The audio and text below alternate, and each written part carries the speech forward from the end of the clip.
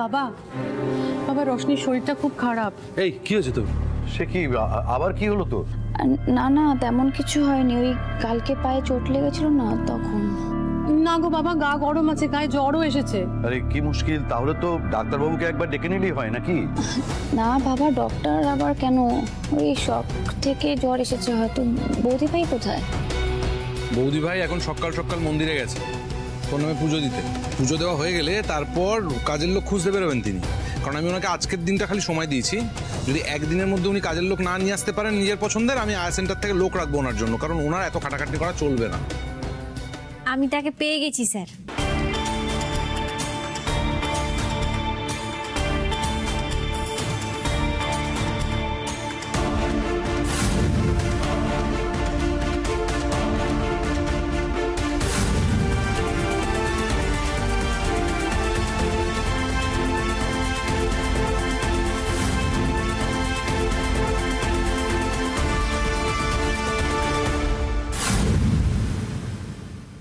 কি লতা না?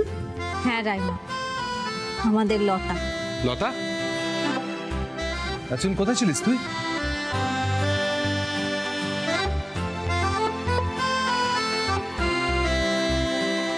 তোর এই অবস্থা হলো কি করে?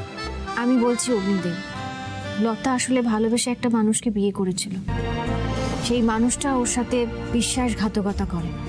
ওর টাকা পয়সা গয়না যা কিছু ছিল সবটা চুরি করে পালিয়ে যায়, ওকে একলা রেখে।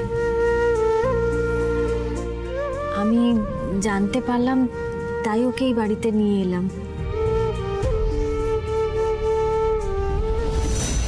খুব ভালো করলে দিদি ভাই, আমার ডান হাতকে নিজেই ফিরিয়ে দিলে। নিজের কবর এবার তুমি নিজেই খুঁড়লে। না না এক সেকেন্ড দিদি ভাই, তোমার যখন ইচ্ছে হচ্ছে যাকে তাকে বাড়ি নিয়ে আসছো, কি ব্যাপারটা কি? কেন সবাই কি ভুলে গেছে বাড়িতে যে কিরম আমাদেরকে ডুবিয়ে দিয়ে কাজ ছেড়ে চলে গেছিল? আমরা সবাই কতটা প্রবলেম ফেস করেছি। হ্যাঁ ছোট বৌদি ঠিকই বলেছো, ওকে আর কাজে রাখার কোনো দরকার নেই। ওর জন্য আমাদের কম ঝামেলায় পড়তে হয়েছে নাকি? রাইমা ওভাবে বলো না। কেউ যখন কাউকে ভালোবেসে বিয়ে করে তখন তো তার মাথায় এটাই চলে না যে সেই মানুষটা, সেই কাছের মানুষটা তাকে ভালো রাখবে, আগলে রাখবে, তাকে।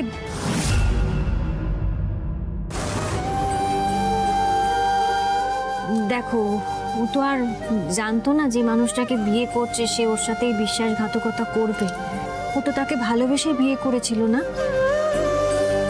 এখন ও যখন বিপদে পড়েছে আমাদের তো উচিত ওকে সাহায্য করা, ওর পাশে থাকা। ও যখন এসেছে তখন রাখি না এই বাড়িতে, থাকুক না আমাদের কাছে। বাবা আপনি বলুন না, লতাকে রাখতে পারি না এই বাড়িতে? হ্যাঁ লতা থাক, লতা থাক। বাবা আমার মনে হয়, এই তুই বস তো, তুই দাঁড়িয়েছিস কেন? গায়ে ব্যথা বললি? বস বস বস বস। আস্তে আস্তে। বাবা আমি কি বলছি, লতা এখানে থাক। দেখো বাবা, একটা মেয়ে বিপদে পড়েছে, আশ্রয়ের দরকার। আমাদের বাড়িতে আগে কাজ করতো। আর সব থেকে বড় কথা, লতা যদি এখানে থাকে বাবা, তাহলে আলোর অনেকটা হেল্প হয়ে যাবে। আলো যে খাটাখাটনিটা করে, এই শরীর নিয়ে ওর এই খাটাখাটনিটা করা উচিত নয়। তাই লতা এখানে থাক, রান্নাঘরের কাজ ওকে হেল্প করতে পারবে। আর আলো লতাকে ভরসা করছে, ও চেনে। হ্যাঁ বাবা, আমারও তাই মনে হয়। ঠিক আছে, তোরা যখন চাইছিস আমার তো আপত্তি নেই, থাকুক।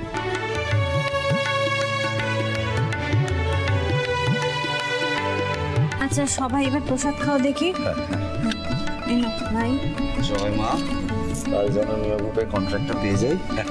একদম আমার মনের কথা বলছি।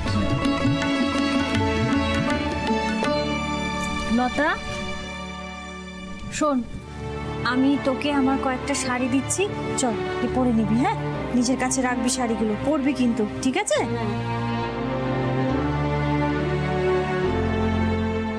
শেষ।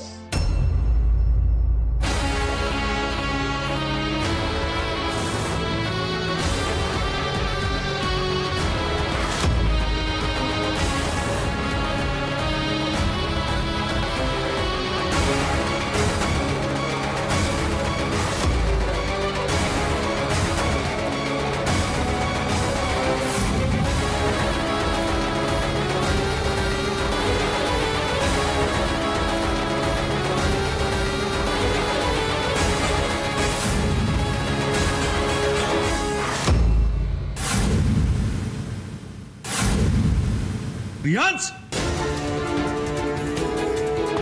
কোথায় গেছিলিস? আরে কোথায় গেছিলিস? আরে আমাকে এভাবে চেপে ধরছো কেন?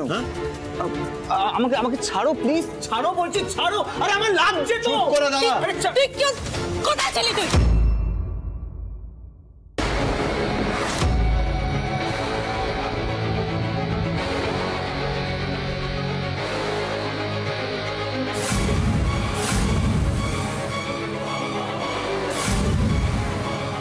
কোথায় ছিলিস তুই? কোথায় ছিলিস? আমাকে না জানিয়ে, বাড়িতে কাউকে না জানিয়ে কোথায় চলে গিয়েছিলিস? আমার টেনশন হয় না বল? তুই তো জানিস এই বাড়িতে সবাই আমাকে হাজারটা কথা শোনায়। কেন আমাকে কিছু না বলে চলে গিয়েছিলিস? আর আমার তো টেনশন হচ্ছিল। টেনশন না করলেও পারিস ছোট। তোর ভাই এমনি ধরা পড়তো, নিজের থেকে এসেছে ভালো করেছে, নইলে আমি ওকে থানায় পাঠাবো।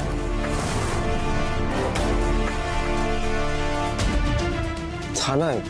মানে আমি কেন? রিয়ান প্লিজ স্মার্ট সাজার চেষ্টা করো। তুমি জানো না তোমাকে কেন থানায় নিয়ে যাওয়া হবে? তার কারণ রিয়াংশ, তুমি যেটা করেছো সেটা একটা মস্ত বড় অন্যায়। তুমি রোশনিকে কিডন্যাপ করেছো। আমি যেদিন তোমার বাড়িতে গেছিলাম, ঘড়িটা নিয়ে গেছিলাম তোমার বাড়িতে, সেদিন আমার কাছে কোনো প্রমাণ ছিল না, কিন্তু আজকে এই মুহূর্তে সব প্রমাণ রয়েছে।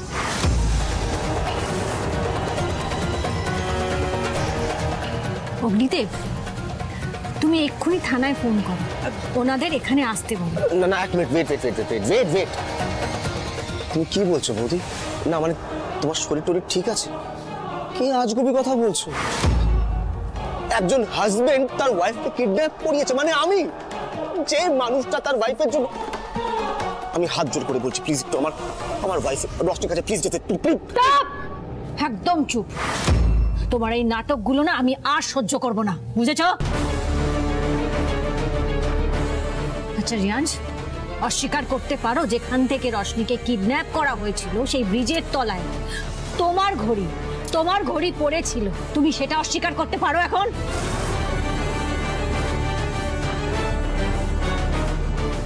আর শুধু তাই নয় রিয়াংশ, তুমি ফোনে আরেকটা লোকের সাথে কথা বলছিলে যাকে তুমি পার্টনার বলে সম্বোধন করছিলে। এই সব কিছু শুনে আমি তো অস্বীকার করতে পারবো না যে তুমি রশ্মিকে কিডন্যাপ করিয়েছো। তুমি কি সেটা অস্বীকার করতে পারবে? আর সেই সূত্র ধরে আমি